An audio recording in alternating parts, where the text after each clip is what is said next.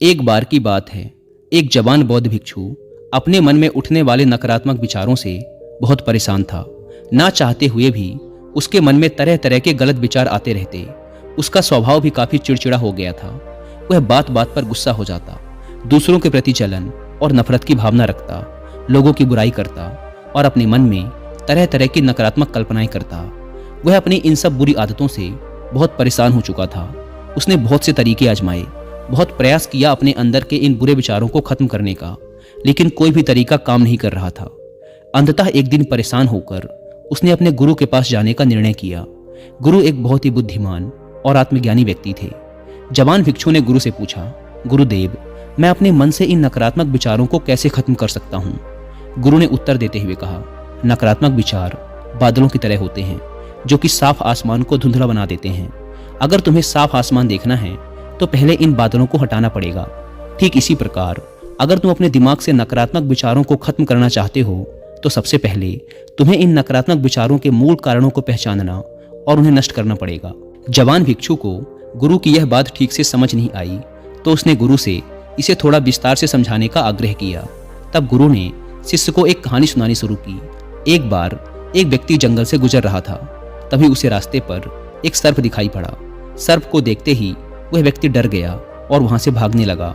जैसे ही वह दौड़ा, उसका पैर एक पत्थर से टकरा गया और वह वहीं गिर पड़ा। उसने खुद को बुरी तरह घायल कर लिया था। जब वह उठा और पीछे मुड़कर देखा तो पाया कि वहां कोई सर्प नहीं बल्कि सर्प के आकार की एक लकड़ी थी जो कि रास्ते पर पड़ी हुई थी। यह देखकर उस व्यक्ति को महसूस हुआ कि उसे नुकसान पहुंचाने का कारण वह सर्प नहीं बल्कि उसके खुद के अंदर बैठा डर और नकारात्मक विचार हैं जिसने उसे घायल कर दिया।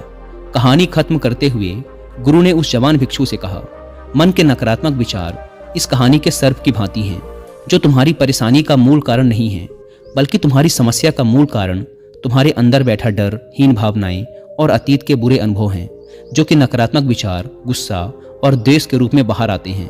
इसीलिए अगर तुम्हें अपने मन से नकारात्मक विचारों को खत्म करना है तो इसके मूल कारण को पहचान कर उसे नष्ट करना होगा।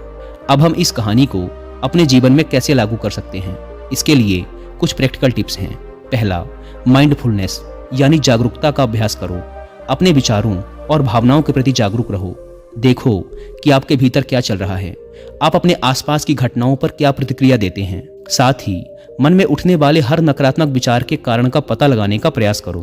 दूसरा, अपने अतीत की बुरी यादों, बुरी घटनाओं और बुरे अनुभवों को स्वीकार करो और खुद को व दूसरों को माफ कर दो। तीसरा, आभारी रहो। अपने जीवन के सकारात्मक पक्ष पर अपना ध्यान केंद्रित करो और आपके पास जो कुछ भी है उसके लिए इस ब्रह्मांड का आभार व्यक्त करो। आभार व्यक्त करना हमारे नजरिए को सकारात्मक बनाता है और हमारे अंदर से नकारात्मक भावनाओं को खत्म करता है। चौथा, दयालु बनो, खुद के प्रति भी और दूसरों के प्रति भी, क्योंकि नकारात्मक विचार अक्सर अंदर ही अंदर खुद की बुराई और तुलना करने से पैदा होते हैं। अपने अंदर दया भावना रखकर हम ज़्यादा सकारात्मक और संतुष्ट जीवन जी सकते हैं। संक्षिप्त में ये कहानी हमें सिखाती है कि नकारात्मक विचार हमारी परेशानी का मूल कारण नहीं है। असल समस्या तो हमारे भीतर गहराई में छुपी हुई है। इन विचारों के मूल कारणों को पहचान कर हम इन विचारों को अपने दिमाग से निकालना शुरू कर सकते हैं और एक ज़्यादा खुशहाल व शांति से भरा जीवन जी सकते हैं। याद रहे, कहानी के सर्प की भांति हमारे ज़्यादातर नकारात्मक विचार भी सिर्फ भ्रम मात्र हैं जिन्हें हम अपने मन में पैदा करते रहते हैं। दोस्तों, मैं यहाँ पर आपको कुक एफएम पर ये वाली ऑडियो बुक भी रिकमेंड करूंगा जिसका नाम है 11 दिन सकारात्मकता की ओर। ये ऑडियो बुक एक पॉजिटिव माइंडसेट डेवलप करने में आपकी बहुत हेल्प करेगी और अभी कुक एफएम पर अब तक का सबसे बड़ा ऑफर भी चल रहा है जिसमें आपको इसके मंथली सब्सक्रिप्शन पर मिल रहा है सीधा 70% का ह्यूज डिस्काउंट। यानी आपको इसके फर्स्ट मंथ का सब्सक्रिप्शन पड़ेगा 99 की बजाय सिर्फ 29 रुपीज़ का, अगर आप यूज़ करते हैं कूपन कोड SALE70। लेकिन यह ऑफर सिर्फ आज रात 12 बजे तक ही वैलिड है, इसलिए देर ना करें और इस ऑफर का फ़ायदा उठाएं।